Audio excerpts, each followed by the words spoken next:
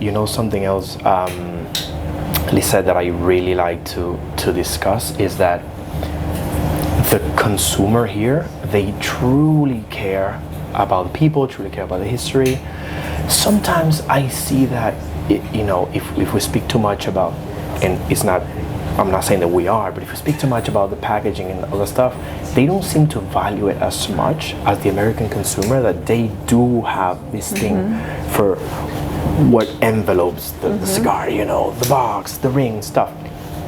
That being said, because you have been such a fundamental piece in the creative process, not only of the packaging, the rings, the boxes, but also the blending process, but also the sorting and the choosing of the tobaccos, being there with your father, being his confidant, his sidekick. I know a lot of all these ideas that he has bounce out of you and you come with your feedback.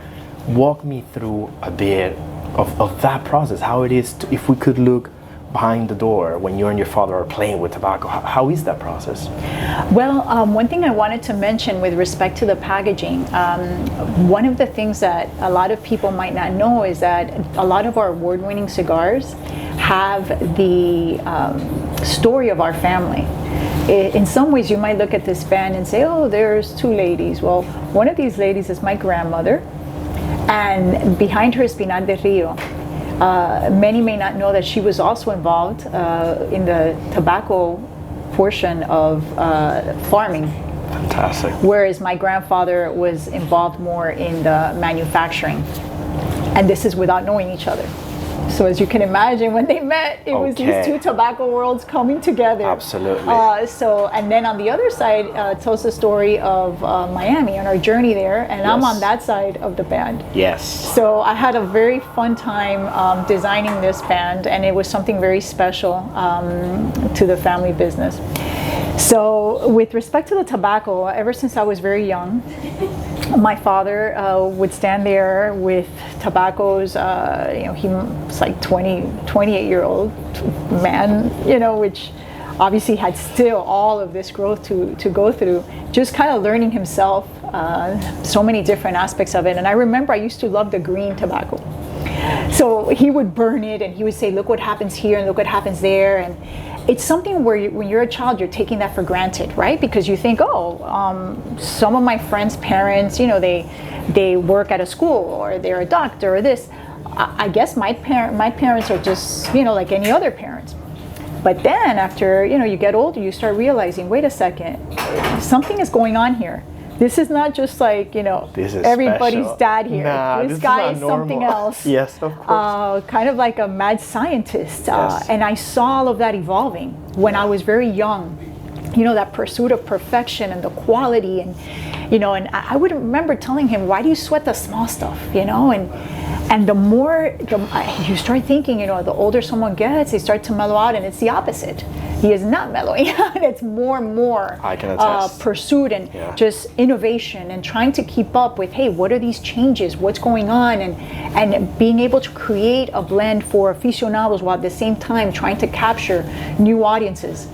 So it's been a wonderful process to be a part of that. And every time I'm in the factory with him in Dominican Republic, it's very fun to see how he touches the tobacco, how he smells the tobacco, the type of things he likes to teach me. And this is a little secret, but I'm actually going to start working on a blend that's going to appeal to women. Oh, fantastic. And that's an industry that's a part of the industry that I'm very excited about. Yeah, and nobody even knows about this. I'm telling you this now. I'm just learning about this right now. I told Ernie this just the other day. Fantastic. So that's going to be a great project for me. And it's going to really, because for me, I take it for granted. What do you start with? You start with whatever. Yep. You hear somebody talking about cigar, let me try it. Yeah.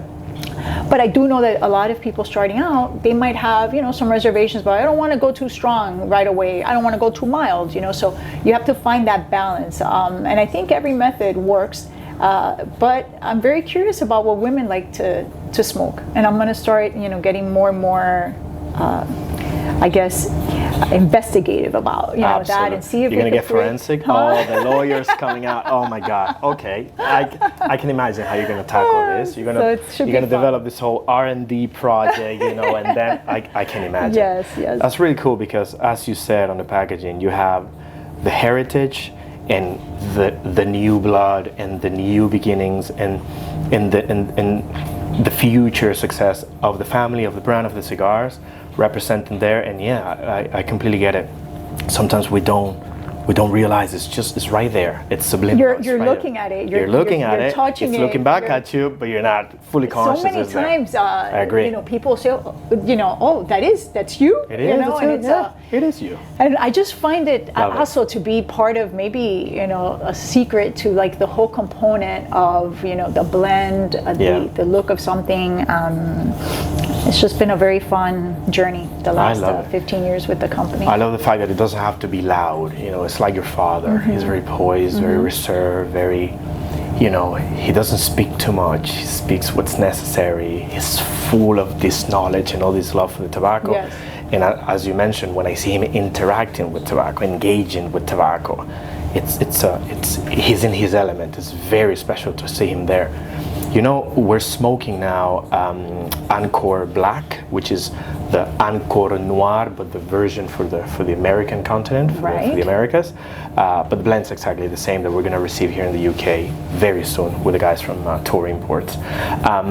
Tell me a little bit about this blend and this fantastic project of piggyback riding on the great success of Encore, one of our top rated cigars, and then developing these new lines that come out of Encore. How will they play next to each other in the market, especially in the UK? Well, the Encore, the original Encore is a full production, and that one won a Cigar of the Year a few years back.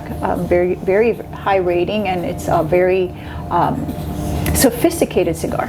Even though I think, as I was saying before, that it's also a very good introductory cigar. I know some may disagree with me, but I think that why not start with a cigar that is appeasing, you know, not too full, not too mild. To me, it's the perfect cigar.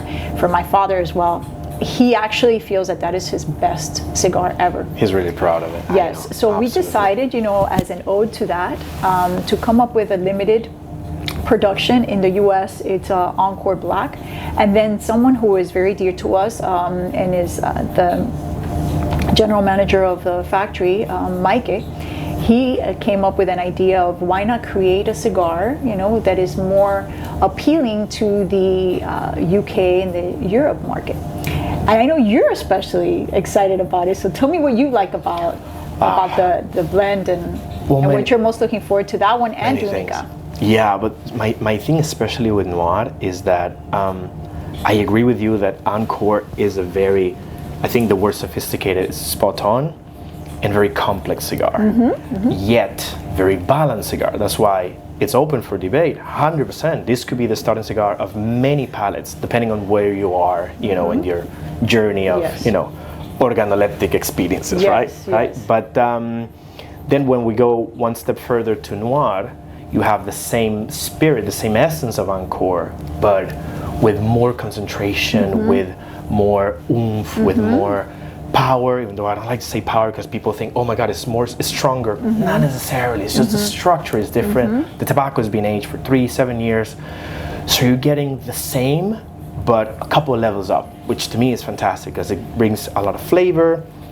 Normally the cedar and woody characteristics and flavors of the Encore turn into more leather, more torrefacción, you know, like coffee that's been, you know, roasted on the Noir. So I think it's a fantastic companion for the Encore if you want to turn it up a notch a little bit. I love the fact that in the case of the UK, the shape will be round. We're smoking now a box press because this is mainly for the Americas. They love box press, but the shape for the Europe and for UK will be round, which again, it's a different, you know, you interact different with a cigar when the cigar is round. I don't know why, don't ask me why, it's just different. So I'm really excited about that. And Unica, which is something that will arrive very soon with Noir as well, we haven't discussed too much about Unica, is also very interesting, but now that's pointing into a different direction. I would say Unica will probably appeal to your more old world consumer, maybe. The notes are slightly different. You get more on the nutty side. You don't get any nuttiness on the noir. So I love the idea of, you know, expanding Ancor's success and profile to these fantastic limited editions. And you know what? When those are over, we can still go back to Encore. I have good news for you. We're still in the process of figuring out, will it be a limited production? Because we have the tobacco available. Yes. And with Encore Black, we did make that decision in the US, where we're going to just see if we have enough to see how long it takes us. Got it. So that's something where we're excited to see how they're received. We're very enthusiastic that it will do very well. Still limited per se, right? So once anyone can get their hands on it, they should, because like we said, there's not a certainty with how much will be available over time. Great stuff. We'll be looking forward for an update on that, especially me. I'll be emailing you about that very soon. Absolutely fantastic. Lissette, it's been so great to have you here, even though a short visit, but always a pleasure to be with you, speak to you, smoke a cigar with you, and looking forward to have you more and more in the UK. Hopefully. Absolutely, I love it here. Once, twice, maybe 3 times a year. I'd love that. You never know. Cheers. Salud. Cheers.